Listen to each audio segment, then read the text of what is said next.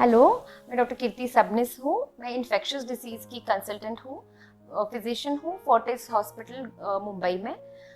मैं generally complicated infection जैसे कि फ्लू, कोविड, टीबी ये देखती हूँ। मंकी पॉक्स ये सेक्सुअली ट्रांसमिटेड डिसीज़ है कि नहीं? अभी हम लोग जो मामले देख रहे हैं ओवरऑल, जो परसेंटेज मंकी पॉक्स के केसेस का यूएस या फिर कनाडा में बढ़ा है, यस, वो होमोसेक्सुअल लोगों में या फिर कोई अनप्रोटेक्टेड सेक्सुअल इंटरकोर्स हुए लोगों में ज़्यादा दिख रहा है। बट इसका मतलब ये नहीं है कि मंकी पॉक्स एक एसटीडी है। मंकी पॉक्स का ट्रांसमिशन क्लोज कॉन्टैक्ट से होता है, जैसे कि उसमें से एक है सेक्सुअल कॉन्टैक्ट ऑब्वियसली। सेकेंड, कोई आदमी को मंकी पॉक्स है और उसका अगर आप केयर करेंगे, उसके बेडिंग, उसका रैश को टच करेंगे, उसका सिक्रीशंस हैंडल करेंगे, तो डेफिनेटली हो सकता है विदाउट यूजिंग प्रोटेक्शन। अभी मंकी पॉक्स ना हो इसके लिए प्रोटेक्शन क्या यूज कर सकते हैं? तो जो स्टैंडर्ड कॉन्टैक्ट प्रिकॉशन जिसको हम लोग बोलते हैं कि जैसे कि ग्लव्स, मास्क, कैप और गाउन, ये बहुत इंपॉर्टेंट है। तो इसीलिए अगर आपके सराउंडिंग्स में कोई मंकी पॉक्स का सस्पेक्टेड केस है, मतलब वो मंकी पॉक्स का डायग्नोसिस आपने नहीं किया है, किसी डॉक्टर ने आपको करके डायग्नोसिस बोला है, तो ये प्रिकॉशन यूज करना इम्पॉर्टेंट है। लेकिन बहुत इंपॉर्टेंट ये है कि monkey pox is not a sexually transmitted. Monkey pox को प्रिवेंट कैसे करते हैं? तो इसके लिए कुछ वैक्सीन अवेलेबल है क्या? बिफोर इट मंकी पॉक्स मुझे हो जाए, जैसे कि हम लोग को कोविड का वैक्सीन अवेलेबल है, तो हम लोग वैक्सीन ले सकते हैं क्या? ये बहुत सारे क्वेश्चन कॉमनली पूछते हैं। तो सबसे इम्पॉर्टेंट चीज़ है कि monkey pox overall percentage India में अब तक कम है, तो हम लोग को डरने की ज़रूरत नहीं है। This is one. Second, monkey pox और स्मॉल पॉक्स, जो मराठी में जिसको देवी बोलते हैं, तो वो बहुत क्लोजली रिलेटेड वायरसेस हैं। तो अगर पहले जैसे कि 1978-79 के पहले मोस्ट ऑफ लोगों को स्मॉल पॉक्स का वैक्सीन कंपलसरी था।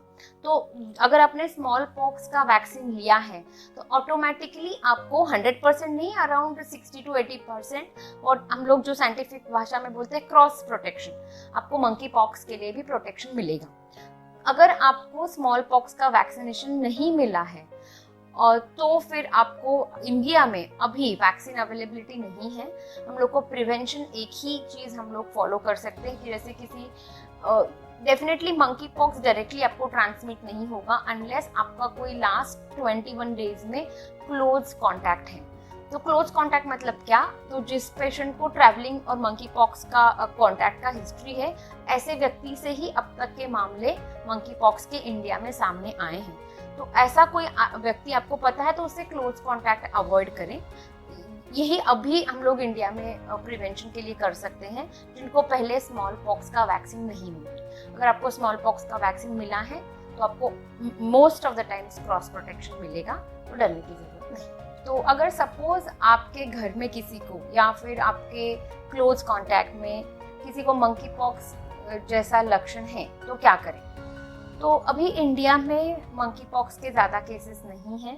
मंकी पॉक्स के कॉमन लक्षण जनरली रैश, माउथ में अल्सर्स, जेनिटल एरिया में, यूरिनरी एरिया में अल्सर्स, फीवर, बॉडी पेन, ये रहते हैं। इंडिया में डायग्नोसिस के लिए सिर्फ हम लोग के पास सैंपल भेजने के लिए इंडेक्स लैब एक ही है पुणे के लिए। सब रैश मंकी पॉक्स नहीं है।